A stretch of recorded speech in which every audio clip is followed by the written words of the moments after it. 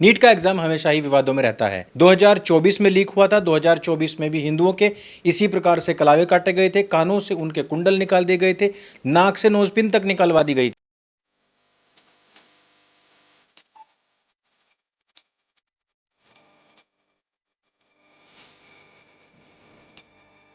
2026 में भी यही हुआ।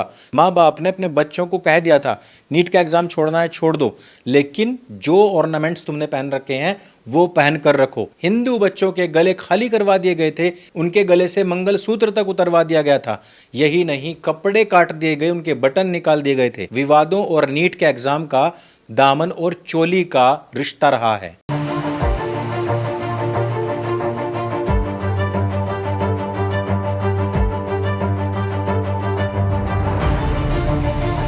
खबर आपको बता दें, नीट 2026 की परीक्षा रद्द कर दी गई है। पेपर लीक के आरोपों के बाद नीट परीक्षा को रद्द कर दिया गया। पेपर लीक को लेकर दिल्ली में एनएसयूआई का छात्रों ने यहां पर प्रदर्शन भी किया, मेडिकल गाउन के साथ जालमोनी बेच। Breaking update coming in at the moment. The CBI has just released a statement on the ongoing probe in the NEET paper leak. और सीबीआई ने नीट पेपर लीक मामले की जांच तेज कर दी है। सीबीआई ने अब तक 6 आरोपियों को गिरफ्तार कर लिया।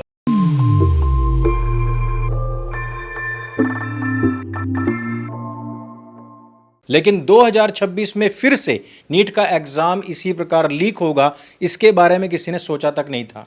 क्योंकि हमें लग रहा था कि धर्मेंद्र प्रधान, जिन्होंने पिछली बार बड़े ही उत्साह में आकर के कहा था कि हम मॉनिटरिंग कर रहे हैं, हम जिम्मेदारी ले रहे हैं और आज के बाद इस प्रकार के एग्जाम्स कभी भी लीक नहीं होंगे, एक बार फिर से इसी व्यक्ति के मंत्री रहते हुए यही एग्जाम लीक हो जाता है। और यही धर्मेंद्र प्रधान मंत्री अब पत्रकारों से नजरें बचाता हुआ और मुंह पर पट्टी चिपका करके उनके बीच से बड़ी ही बेशर्मी से निकल रहा है। नीट की अव्यवस्था हुई थी, मैं मुंह छुपा के नहीं भागा था, मैंने उसके लिए जिम्मेवारी ली थी और उसको हमने सुधारा। सर पेपर लीक पे क्या बोलेंगे? सर पेपर लीक पे सर सीबीआई इंक्वायरी।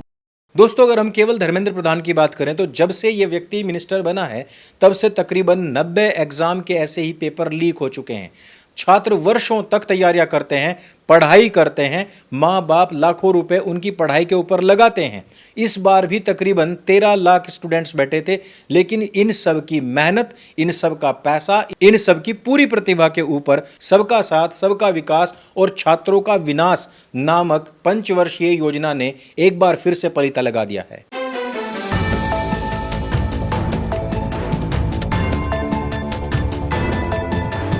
और मुझे तो लगता है कि ये पंचवर्षीय योजना भी नहीं है, ये हर छठे महीने का काम हो चुका है कि हर छठे महीने कोई ना कोई पेपर लीक हो जाता है। और ये पेपर जो लीक होते हैं, इनको करने वाले जो लोग होते हैं, ये क्यों बाज नहीं आते हैं? उसकी वजह ये है कि पेपर लीक करने वालों को आज तक हमारे हिंदुस्तान के अंदर कोई भी सख्त सजा मिली ही नहीं है। लोगों को पता है कि अगर हम 30 लाख रुपए दे करके कहीं से पेपर लीक करवा लेंगे तो इससे हमारा बैठे बैठाए इतना ज़्यादा पैसा मिल सकता है, इतना बड़ा ये बिजनेस बन सकता है कि जिससे हमें आगे कई वर्षों तक पैसा कमाने की कोई आवश्यकता नहीं है। स्कैमर्स का यही धंधा होता है और इस बार भी यही हुआ है। राजस्थान में बैठे हुए एक व्यक्ति ने 30 लाख रुपए में एक पेपर खरीद लिया और उसको करोड़ों रुपए में अलग अलग स्थानों पर बेच दिया। बताया यह जा रहा है कि एक लड़के ने तो 28 लाख रुपए देकर के इस पेपर को खरीद लिया था। अब होता क्या है? होता वही है जो हर स्कैमर करता है। स्कैमर्स क्या करते हैं? पैसा ही इतना ज्यादा कमा लो कि जब कोई तुम्हें पकड़ने के लिए आए तो उसका पूरा का पूरा मुंह भर सको। हिंदुस्तान के अंदर अब से पहले भी लाखों करोड़ों रुपए के इसी प्रकार के घोटाले हो चुके हैं, लेकिन वो लोग आज तक जिंदा हैं और बहुत सारे तो बीमारी का बहाना बना करके बाहर भी निकल जाते हैं। वही लोग जो मेडिकल लीव लेकर के या मेडिकल बहाने लगा करके बेल लेते हैं, वही बाहर आकर के बढ़िया मच्छी चावल चबा रहे होते हैं, बढ़िया वो राजनीति कर रहे होते हैं, बढ़िया स्टेज पर चढ़ करके भाषणबाजी, बयानबाजी कर रहे होते हैं। और अगर आपको विदेश भागना है तो घोटाला छोटा मोटा नहीं बल्कि लाखों करोड़ों में कीजिए। इसके बाद आपका पुलिस, जज, वकील तो छोड़िए, देश के देश भी आपका बाल भी बांका नहीं कर सकते, बल्कि देश तो आपके सामने आएंगे कि भाई हमारे देश की नागरिकता ले ले। लेकिन इन सब के पीछे सबसे बड़ा षड्यंत्र चल रहा है इस समय पर केजरीवाल के दिमाग में। केजरीवाल कह रहा है कि हिंदुस्तान का जेएनजी कब जागेगा भाई, हिंदुस्तान के जेएनजी को तो अब तक जाग जाना चाहिए। नीट का एग्जाम फिर से कैंसिल कर दिया गया है और बताया जा रहा है कि इसको फिर से कराया जाएगा। अच्छी बात यह रही कि कुछ अच्छे नागरिकों की वजह से ये चोरी पकड़ी गई, और उससे बेहतर बात यह है कि हमारी जांच एजेंसियों ने इस चोरी के ऊपर तुरंत कार्यवाही करते हुए कुछ लोगों को गिरफ्तार भी कर लिया है, और जिसके बाद में अन्य जो कड़ियां हैं उनको जोड़ा जा रहा है। जो भी इसमें बड़े अपराधी होंगे वो भी निकट भविष्य में हो सकता है पकड़े जाएं। लेकिन इस एग्जाम के यहीं पर स्थगित होने से जो अच्छे बच्चे हैं, जो ईमानदार बच्चे हैं, कम से कम उनके साथ तो न्याय होगा। लेकिन यहीं पर शुरुआत हो जाती है अलग अलग राजनीतियों की। राजनीतिक लोग अलग अलग खिचड़ी पकाना शुरू हो चुके हैं। मुझे तो लगता है समाजवादी पार्टी शायद हो सकता है कि इसके लिए भी ब्राह्मणों को दोषी ठहरा सकती है कि पक्का कोई ब्राह्मण अपना हाथ का कलावा बचा करके नीट के एग्जाम में बैठा होगा, तभी पूरे का पूरे एग्जाम के ऊपर ही कलंक लग गया। जी हां, समाजवादी पार्टी का एक नेता हर जगह पर इस समय पर ब्राह्मणों को गाली देता घूम रहा है, और एक जगह पर तो खड़े होकर उसने ब्राह्मणों को वैश्याओं से भी ज्यादा बदतर बोल दिया है। ब्राह्मण भला न वैश्या, इनमें भला न कोई, और कोई वैश्या तो भली, ब्राह्मण भला न। उधर दूसरी तरफ है केजरीवाल। केजरीवाल चाह रहा है कि देश का जो जेएनजी है ना वो सड़कों पर उतर जाए, वो बस हिंसक रास्ते अख्तियार कर ले। वो कह रहा है कि अब भी कुछ करना है या नहीं। तो मेरा जेनजी से सीधा सीधा देश के युवाओं से सीधा सीधा पूछना है कि ऐसे ही चलेगा या कुछ करना है। अगर नेपाल का और बांग्लादेश का जेनजी सड़कों पे उतर के अपने देश की सरकारों को बदल सकता है, तो हमारे देश का जेनजी पेपर लीक करने वाले मंत्रियों को जेल नहीं भेज सकते। सीधे आरोप लगाइए, जो इस खेल के अंदर शामिल है उनको जेल में भेजिए, सड़कों पे उतरिए, आंदोलन कीजिए। केजरीवाल अराजक व्यक्ति है। ये उस विचारधारा का व्यक्ति है कि अगर तुम राज ना कर सको तो अराजकता फैलाओ, और ऐसा केजरीवाल कोई पहली बार नहीं कर रहा है। दिल्ली के अंदर भी जब ये पहली बार सत्ता में आया था तो इसी प्रकार के तौर तरीकों से दिल्ली के अंदर प्रवेश किया था। अब जिन दो देशों का ये उदाहरण दे रहा है, बांग्लादेश और नेपाल, उसके ऊपर हम थोड़ी सी वार्ता कर लेते हैं। बांग्लादेश के किस जेएनजी की ये बात कर रहा है? उस ब्राचोर जेएनजी की जिसने की प्रधानमंत्री, महिला प्रधानमंत्री के घर में घुस करके उसके अंतः वस्त्र तक बाहर नुमाइश के लिए हवा में लहराए थे। ये केजरीवाल उस चोर और कंगलू जेएनजी की बात कर रहा है जो प्रधानमंत्री घर में घुस करके वहां आग लगा देते हैं, वहां का सारा सामान चोर लेते हैं, और एक ऐसे ही बुद्धिहीन व्यक्ति को वहां का प्रधानमंत्री बना देते हैं जो हर बात के लिए भारतवर्ष को जिम्मेदार बताता है, जो आज की तारीख में उस अपने देश के अंदर इस्लामिक ताकतों को लगातार बढ़ावा दे रहा है, अपनी हर एक अनुपलब्धि के पीछे इस्लाम पर खतरा बता दे रहा है, और जो आज तक बांग्लादेश की कंगली स्थिति को संभालने में पूरी तरीके से नाकामयाब रहा है। ऐसे लोगों और ऐसी अराजक क्रांतियों को केजरीवाल हिंदुस्तान में अप्लाई करने, उसको इंप्लीमेंट करने की बात कर रहा है। अब बात करते हैं भाई नेपाल की।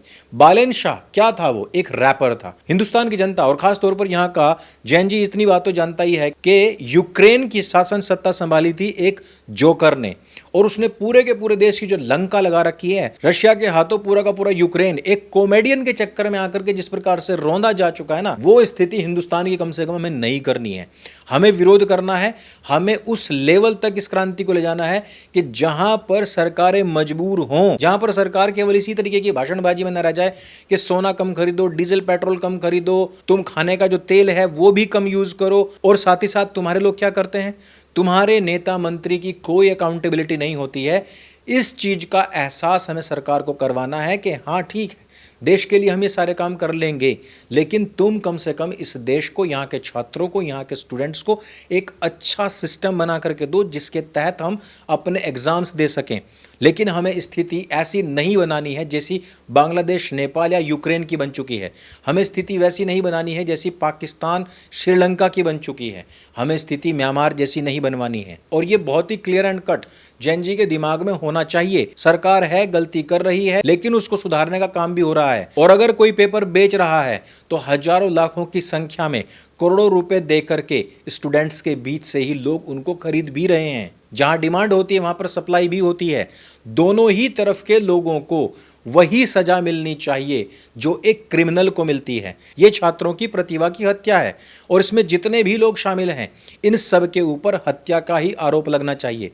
और वही सजा इन लोगों को मिलनी चाहिए। सरकार इस बात को निर्धारित करे, निश्चित करे, अन्यथा एक ना एक दिन अराजक राजनीतिक तत्व जितने भी घूम रहे हैं, जिनके हाथ से इस समय पर शासन सत्ता जा चुकी है या जाने के आसार हैं, वो लोग इस देश को, हमारे जितने भी पड़ोसी देश हैं जिनमें भी अभी तक आग लगी है, उसी प्रकार के आग के ढेर पर बैठाने के लिए तैयार बैठे हैं। और अब अपील प्रधान से नहीं बल्कि प्रधानमंत्री, प्रधान सेवक से होनी चाहिए। या तो इस तरीके के जितने भी नकारा मंत्री हैं उनको निकाल करके बाहर फेंको। इन पिछले 10 सालों में पेपर लीक में गुनहगार साबित हो चुके हैं, इनको सजा ऐसी दी जाए ताकि आगे जो इस बारे में सोच रहे हैं कि हम इसको अपना स्टार्टअप बना लेते हैं, हम पेपर लीक वाला एंटरप्रेन्योरशिप खोल लेते हैं, इसको एक कुटीर उद्योग की तरह चलाने का जिनके दिमाग में फितूर जाग रहा है, उन सब की रूह तक कांप जाए। ऐसी सजा का प्रावधान होता है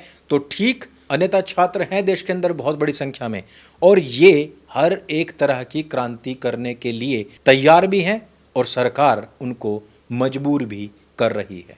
इस वीडियो में सिर्फ इतना ही। कि वीडियो आपको अच्छी लगती है, जानकारी से भरपूर लगती है, इसको सबके साथ में शेयर अवश्य कीजिएगा। मेरे संग बोले सत्य सनातन वैदिक धर्म की जय। जय हिंद, वंदे मातरम।